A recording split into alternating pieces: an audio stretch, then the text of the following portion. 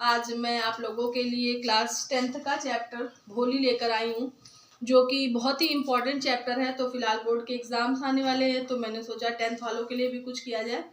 तो आज हम लोग चैप्टर भोली के बारे में कुछ जानकारी लेंगे इन शॉर्ट में, ताकि बच्चों को ये चैप्टर थोड़ा समझ में अच्छे से आ जाए। ठीक है, तो पहले हम लोग चलते हैं चैप्टर भोली। इसमें भोली कौन है, हु इज शी। ठीक है, तो भोली है अ लिटिल गर्ल सुलेखा। ठीक है, एक छोटी लड़की जिसका नाम है सुलेखा।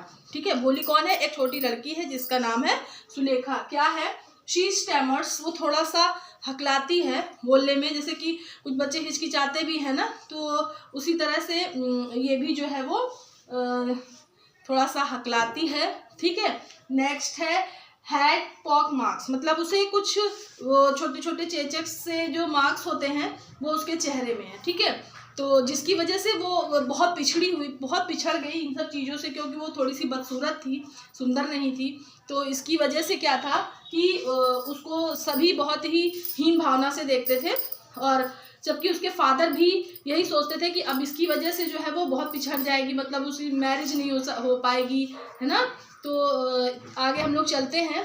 तो इसमें जो उसके फैमिली मेम्बर्स थे, उसमें उसके फादर थे जिनका नाम था Ramlal, and 3 sons and 4 daughters. ठीक है, यानी कि भोली जो थी उसके फादर रामलाल थे, उनके 3 बेटे और 4 बेटियां थी। ठीक है, यानी कि भोली के 3 कौन थे, 3 ब्रदर्स थे एंड 4 सिस्टर्स थी। तो जिसमें भोली जो थी वो सबसे ही बदसूरत कहा जाए तो वो वैसी थी, ना ही वो स्कूल जाती थी। ये ऐसे गाँव की स्टोरी है जहाँ पर लोग दहेज प्रथा और लड़कियों को ना पढ़ाना, है ना, इन सब चीज़ों में बिलीव ज़्यादा करते हैं। तो इस चैप्टर में ये है कि भोली जो है वो एक छोटी लड़की है जो कभी स्कूल नहीं जाती है। लेकिन क्या होता है कि जो इनके फादर हैं, उनके जो एक फ्रेंड हैं, उन्होंने ये सजेशन दिया कि आप इसे स्कूल भेजिए, है ना। तो लेकिन उसे स्कूल जब भेजा जाता है तो क्या होता है कि इसमें भोली को स्कूल भेजा गया तो भोली बहुत ही घबराई,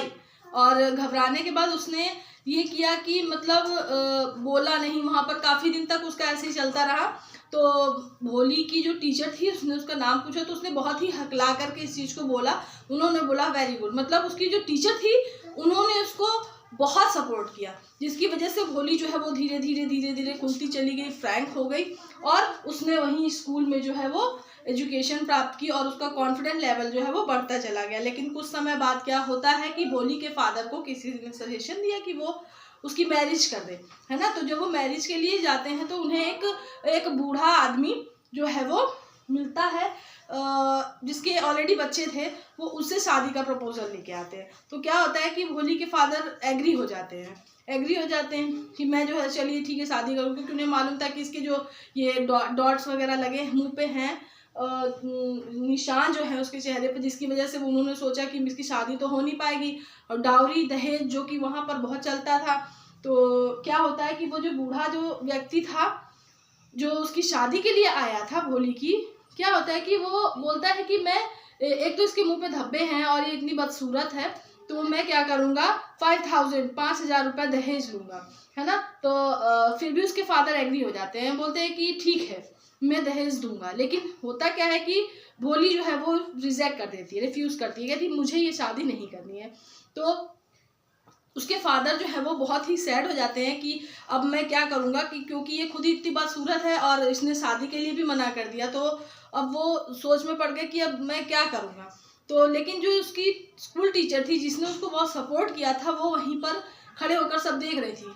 तो भोली ने बोला कि अपने फादर से कि ऐसा है कि मैं कुछ नहीं तो मैं जिस स्कूल से पढ़ के आई हूँ मैं उस स्कूल में पढ़ाऊँगी, और मैं आपको बेटों की जैसे कमा करके मतलब दूंगी, है ना। ये सब चीज़ उसने बोली। तो और उसने बोला कि है ना टीचर, वो क्योंकि वो अपनी टीचर से इतना फ्रैंक हो गई थी, तो उसने टीचर से बोला कि है ना टीचर मैंने ठीक किया।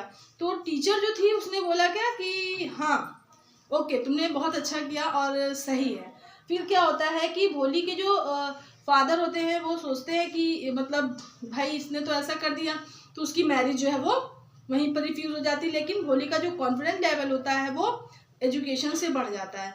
तो क्या होता है इस चैप्टर में हमारा यही था पूरा कि भोली का जो कैरेक्टर था वो ये था, उसके फैमिली मेम्बर्स ये थे, और वही पूरा जो मैंने आपको स्टोरी में बताया, इससे आपको समझ में आ गया कि इस चैप्टर में क्या है। अब इस चैप्टर के कुछ इंपॉर्टेंट क्वेश्चंस जो है वो मैं आप लोगों को नेक्स्ट वीडियो में भेजूंगी, ठीक है। सो मिलते हैं हम लोग